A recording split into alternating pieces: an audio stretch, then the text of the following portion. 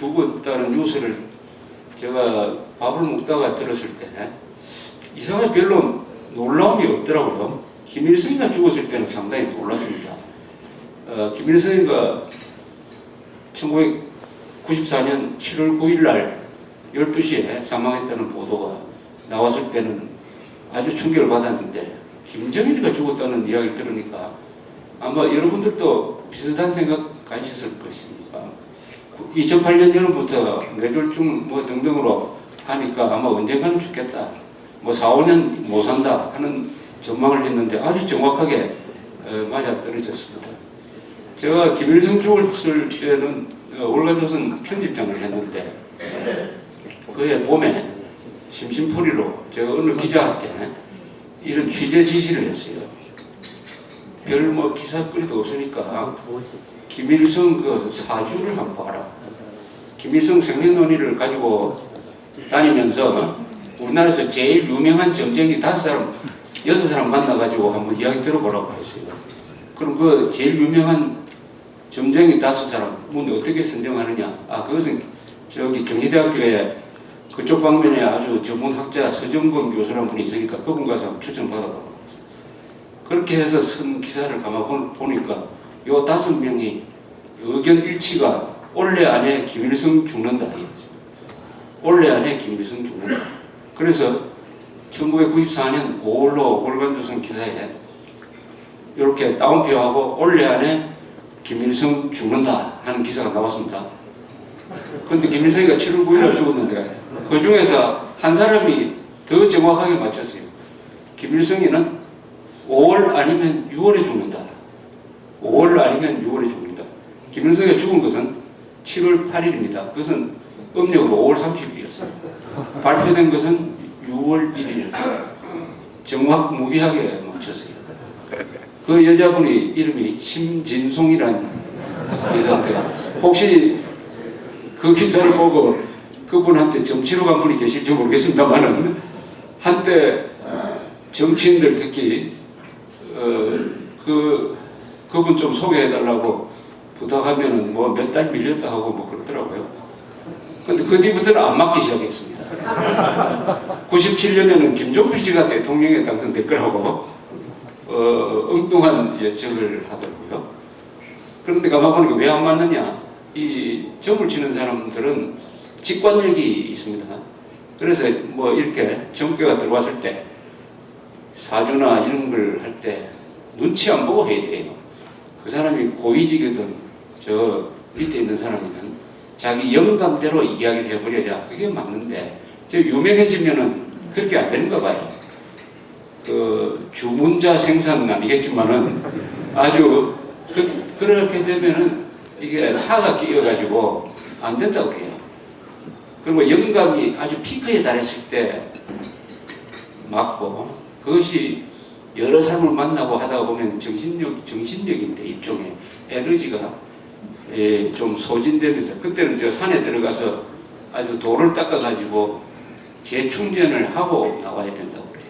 근데 그 여자분이 막 그 뒤에 상당히 정치적 뭐 매스컴을 다니는 사람들이 대충 그렇게 됩니다만 그렇게 잘 맞지 않았어요. 그러나 김정일의 죽음은 다 예상을 했어요. 저는 조갑제닷컴에 하루에도 기사를 막 여러 건을 씁니다.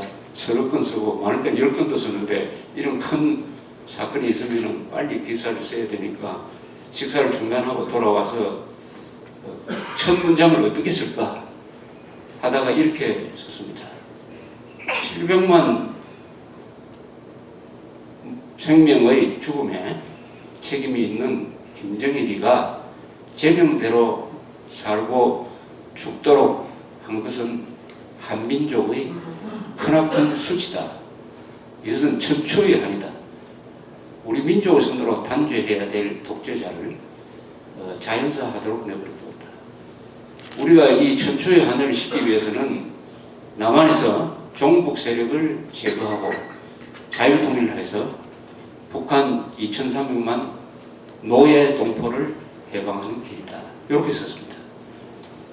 이렇게 써놓고 딱 떠오르는 사람이 한 사람이 있어요.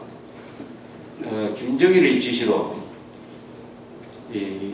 중동에서 3년 넘게 열심히 일하고 제대하는 기분으로 고향에 돌아오던 그 중동 노동자들이 탄 대한항공기 858편을 폭파시켜서 115명을 죽게 한 김현희 씨의 전화를 한번 제가 걸었어요. 어떻게 생각하느냐 하니까 이 여자분이 똑같은 이야기를 해요.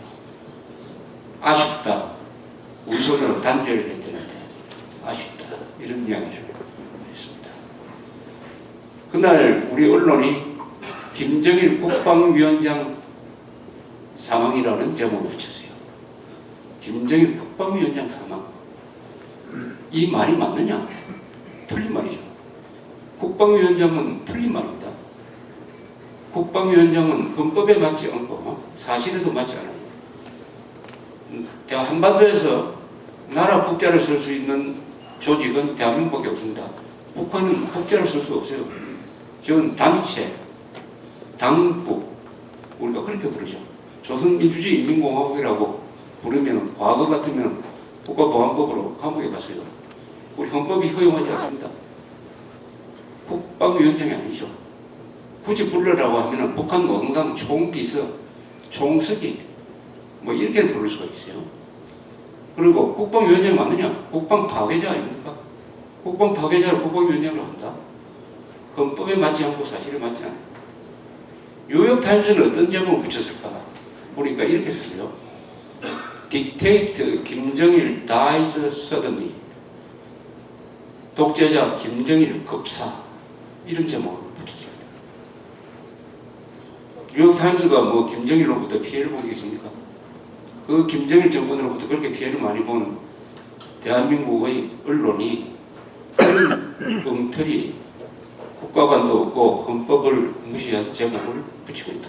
더구나 미라가 돼가지고 북한 정권은 미라 정권이에요. 미라 정권.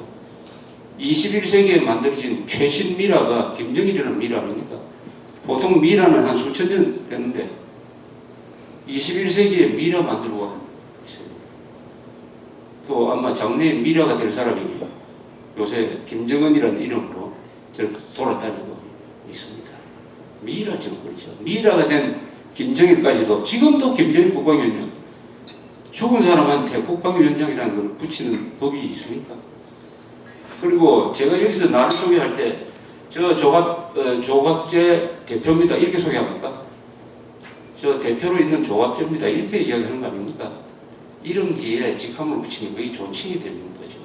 굳이 붙이려면 국방위원장 김정일 이렇게 붙여야 되는데 이 호칭 하나가 우리 국민들한테 바로 애국심과 선악 구분과 비하 구분을 못하게 하는 흐리멍텅한 종북 세력을 진보라고 불러주는 거 마찬가지로 이런 교육을 나쁜 교육을 시키고 있는 것입니다.